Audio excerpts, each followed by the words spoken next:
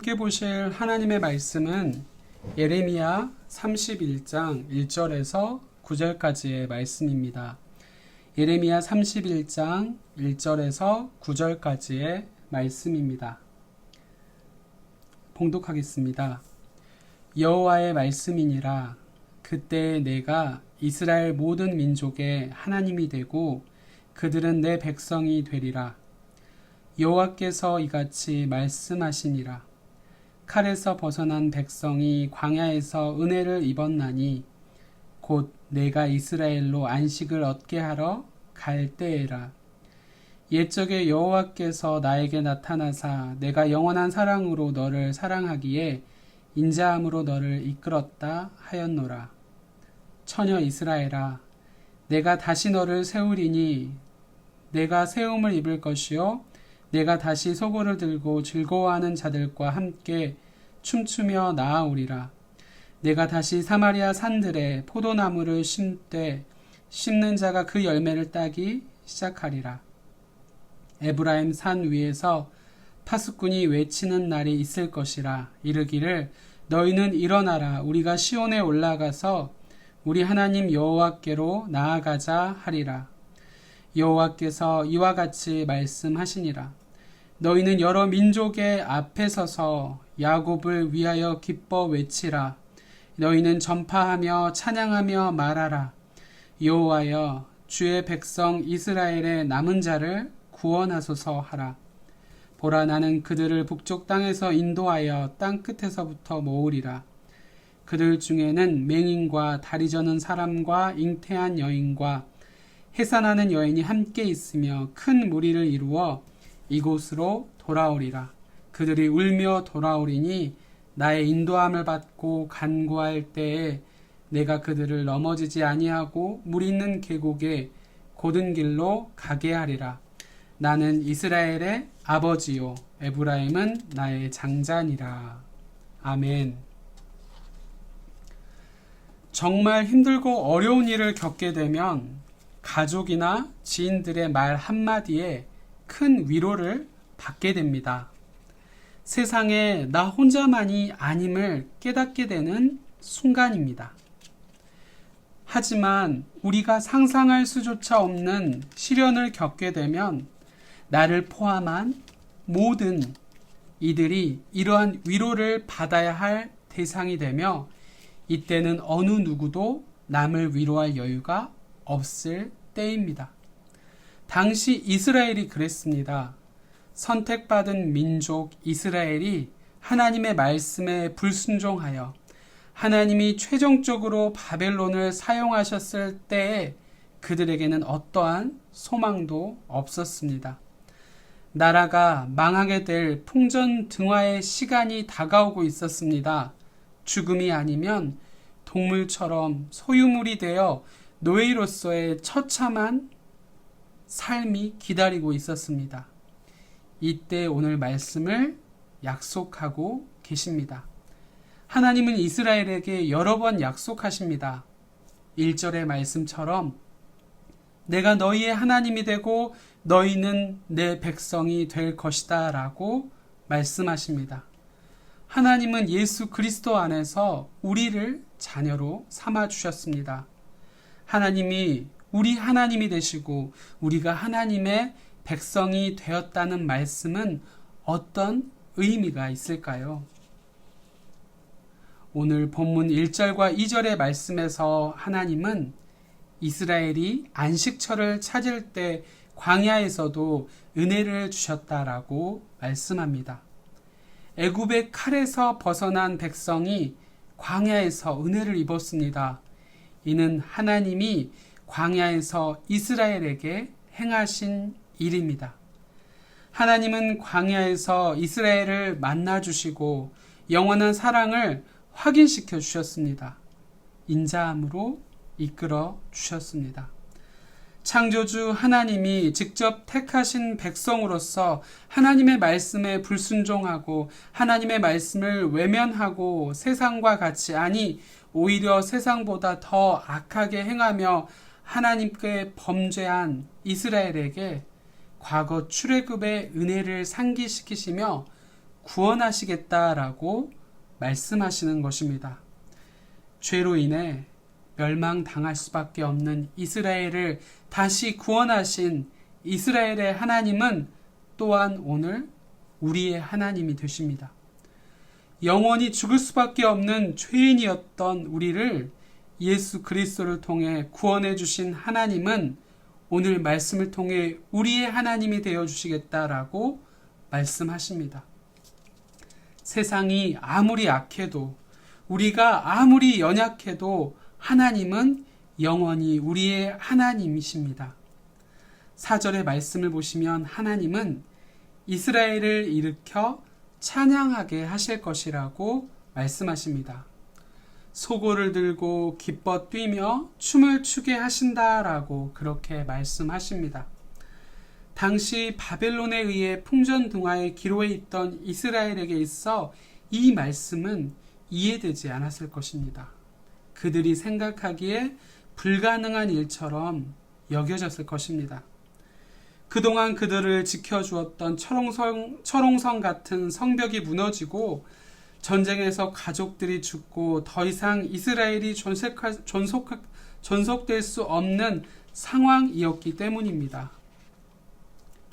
모든 희망을 포기하고 싶은 그 순간에 하나님은 예레미야 선지자의 입술을 통해서 말씀하신 것입니다.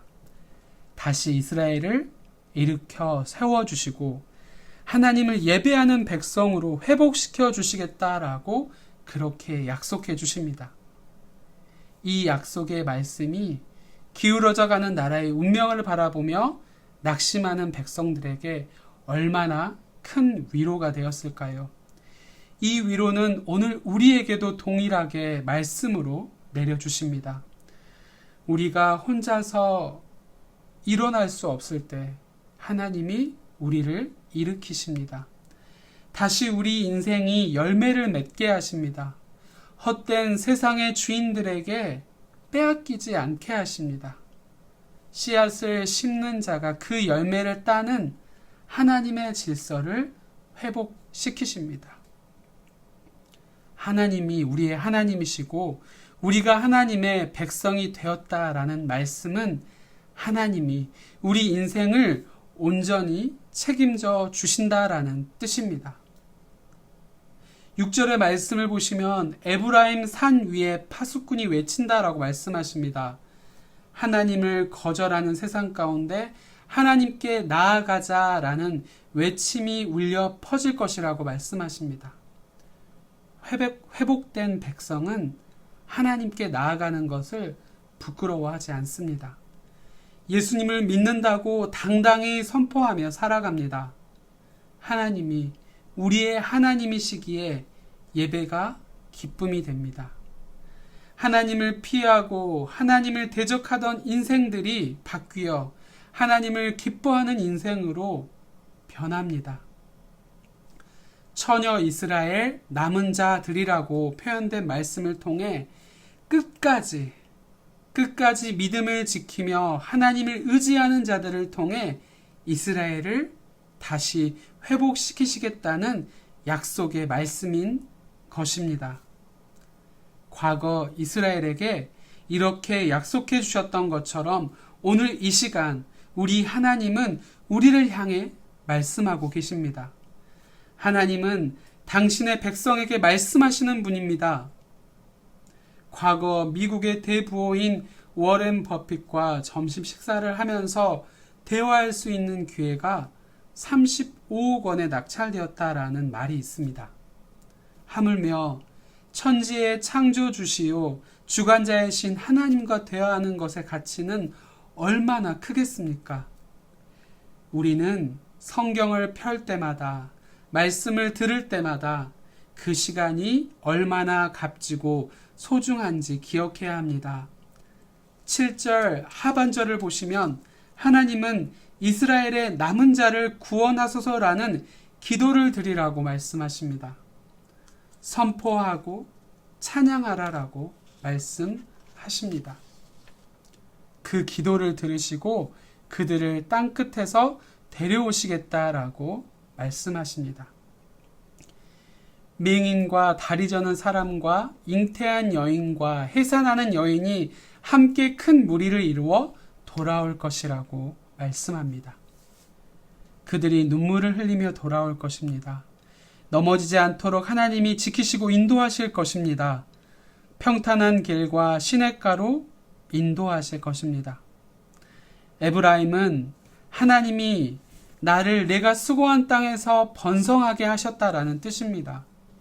이것이 우리의 하나님 되시는 하나님 아버지께서 남은 자들에게 하나님만을 앙망하는 하나님의 말씀을 의지하며 나아가는 남은 자들에게 행하시는 놀라운 구원입니다.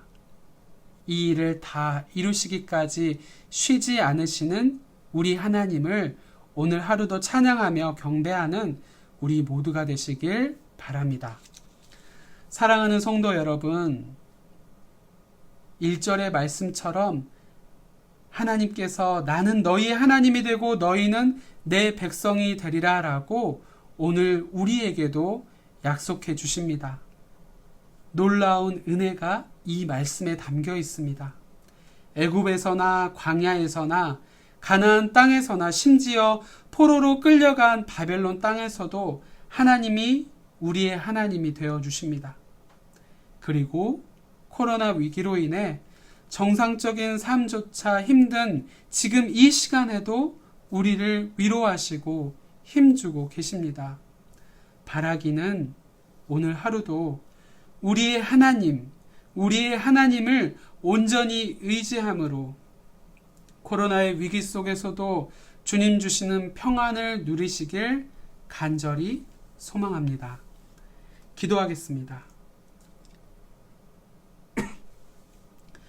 우리의 삶에 늘 넘치는 사랑과 충만한 은혜로 채워주시는 아버지 하나님, 귀한 말씀으로 하루를 시작하게 하시니 감사합니다.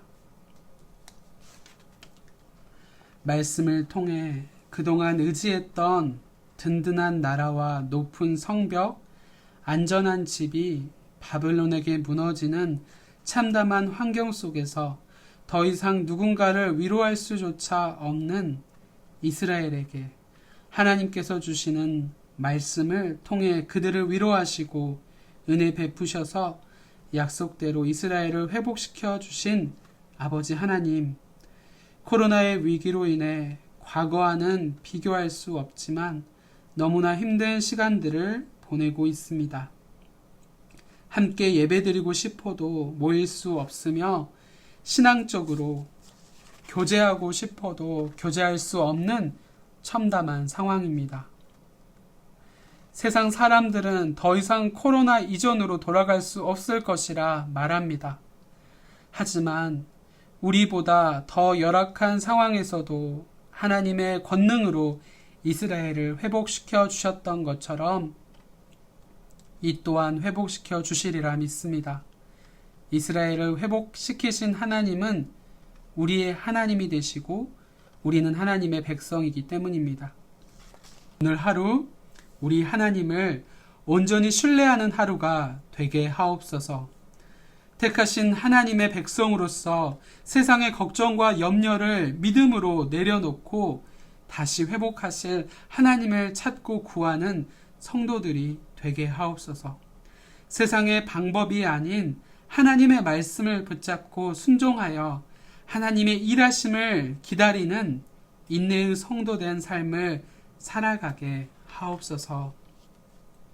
그래서 우리 삶 가운데 여전히 일하시는 하나님을 만나고 경험하게 하옵시고 연약한 우리를 들어 놀라운 계획을 이루어 가시는 하나님을 찬양하는 복된 하루가 되게 하옵소서.